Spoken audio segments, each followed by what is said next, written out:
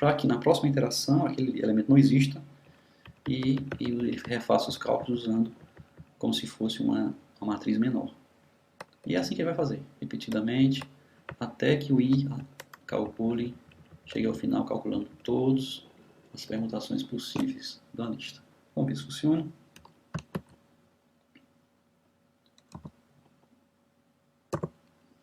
Problema 37. Então ele pega o digite a lista, vamos digitar aqui 1, 2, 3, 4. Uma lista simples. E aí você tem, né? Então começou lá em cima, vamos subir aqui um pouquinho aqui. 1, 2, 3, 4, 1, 2, 4, 3, 1, 3, 2, 4, 1, 3, 4, 2, assim por diante. E calculou todas as listas possíveis de serem obtidas por uma permutação da lista original 1, 2, 3, 4. É assim que funciona. Deu certo, parabéns para nós, nosso programa funciona. Bom, então, o que nós fizemos agora com a análise combinatória foi permutações, né? Mas existe também um conceito matemático chamado combinação, arranjo. Como é que eu faço isso para uma lista de elementos? Observe que muitas vezes, para fazer um arranjo, eu tenho que fazer, confinar subconjuntos da lista, e nesses subconjuntos eu fazer depois as minhas permutações. Ou para fazer combinações a mesma coisa, sendo que os arranjos o que interessa, né,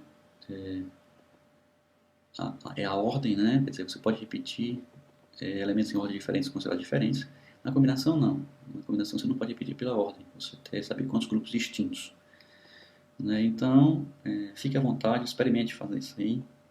É um bom exercício para quem já aprendeu permutação mais difícil.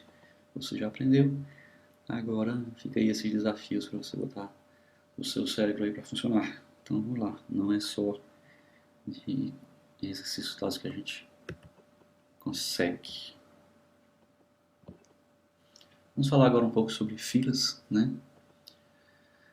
Filas costuma ser um capítulo de livro de programação, mas a ideia da fila é muito simples, tanto como a lista também, né? Nós trabalhamos com listas, e nós podemos utilizar uma lista na forma de uma fila. O que seria isso? Uma fila seria qualquer estrutura de dados, a lista é uma estrutura também, que você sempre retira elementos pelo início e coloca no final. Se você quiser tratar uma lista como uma fila, né, você imagina que você tem uma fila.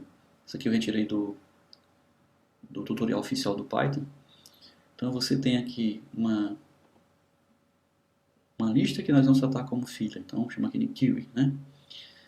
Então nós vamos colocar os elementos Eric, John e Michael, né, nessa lista aqui. Se eu quiser adicionar elementos, o append já faz isso naturalmente ao final. Então o append já ajuda a gente, ele sempre adiciona elementos ao final. Se eu quero adicionar o Terry, eu simplesmente botar append Terry. Se eu quiser adicionar o Graham, eu simplesmente adiciono Graham ao final da lista. Bom, agora existe um comandinho do Python chamado pop, né? Pop, ele retira, se eu colocar aqui o índice, ele retira elementos naquele índice. Então se eu botar pop 0, ele retira o primeiro. Então pop 0, ele retira o primeiro Eric, né? Pop 0 de novo, ele retira o John. Se eu continuar, ele vai retirar, né? Ele vai, se eu quiser mostrar o valor de kill, ele vai mostrar retirar do Eric e John, que são quem? Michael, depois Terry, que eu acabei de adicionar, depois Graham. É assim que eu manipulo, né, listas como filas. Um bom exercício que você pode fazer é que uma boa parte das linguagens de programação não possuem esses comandos pop, né, e append. Então é bom que você desenvolva uma versão sua, né, para manipulação de listas usando vetores. Se usa um vetor qualquer, sem usar a função append, sem usar a função pop, você pode criar uma própria implementação da append e do pop, criar a sua própria função. E aí você pode manipular qualquer fila usando as funções a append e as funções pop. E pilhas. Pilhas seria aquela estrutura de dados que você sempre adiciona elementos no topo, né? Você empilha alguma coisa, você coloca uma coisa sempre em cima, você não consegue ter acesso à parte de baixo da pilha. E você, para retirar elementos, você também sempre retira elementos do topo onde você tinha colocado os elementos. É como se fosse, por exemplo, a fila é como se fosse uma fila de banco. A pessoa chega, entra na fila e só vai ser atendido quando o primeiro lá da fila, quando chegar a vez dela, né? Na pilha, é como se fosse um elevador onde as pessoas, só cabe uma pessoa por vez, então as pessoas, só cabe uma pessoa enfilada, né? As pessoas entram e saem na ordem inversa, né? Então a pilha é isso, ou então um amontoado qualquer de coisas que você só consegue retirar a partir daquilo que você colocou. Esse é o chamado LIFO, o sistema LIFO, Last In First Out. Então, vamos ver como a gente faz isso em Python. Então, em Python, pilha em inglês stack, né? Vamos supor que nosso stack seria um valor qualquer, 3, 4, 5. Então, o append funciona como a função que coloca alguma coisa no stack, né? O topo seria nosso push, né? E, tipicamente, a operação de inserir um elemento na pilha é chamada de push, né? Então, no Python, você pode usar o append como push. O append vai colocar o 6 aqui na pilha, ou vai colocar o 7. Então, ele vai crescendo a nossa pilha. Agora, se eu fizer um pop, né, sem o índice, no caso, eu vou retirar o último que eu coloquei. Então, eu vou retirar o 7. Ó. Então, isso eu digitar stack de novo, minha pilha vai estar sem o último elemento. Ora, então, eu estou usando o append para inserir, para fazer o push, e estou usando o pop para retirar, para fazer o pop mesmo. Pop é a função de retirada mesmo, pilha. É assim que dessa forma, se eu tiver essa preocupação, se o meu programa estiver usando dessa forma, eu vou estar usando uma lista na forma de uma pilha, certo? Como exercício também, eu deixo para você implementar a sua própria versão do post do pop. Se tiver dúvidas sobre isso, na internet é cheio de soluções, cheio de opções de como fazer isso, como fazer aquilo. Esse estudo aqui não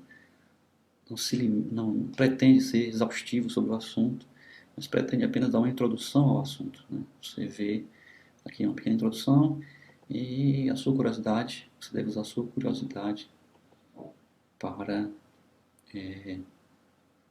ir adiante.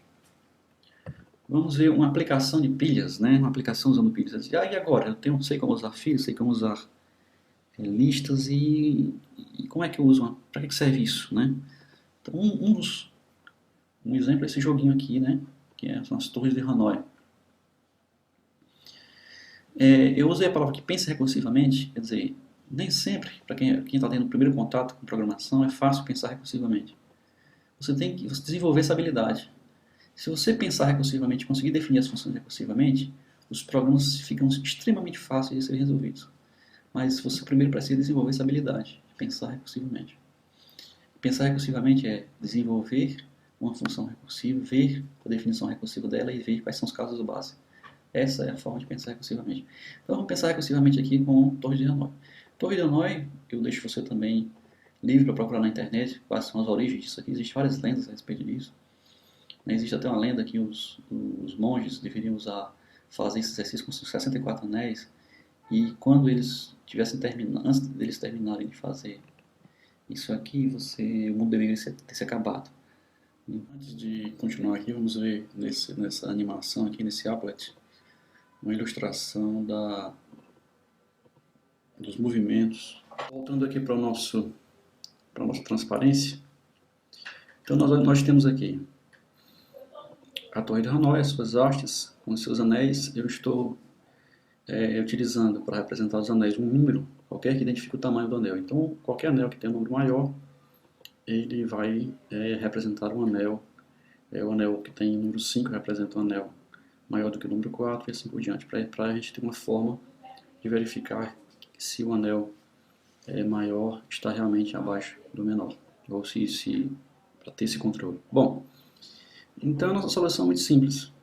Eu vou criar uma função, que eu vou chamar ela de Hanoi, que vou receber como argumentos o número de anéis que eu vou utilizar, nesse caso aqui é 5 anéis, uma pilha preenchida representando a haste 1, então vou começar com uma haste preenchida, e duas pilhas vazias, uma pilha que eu vou usar como temp, temporária, haste 2, e a pilha destino, ou haste destino.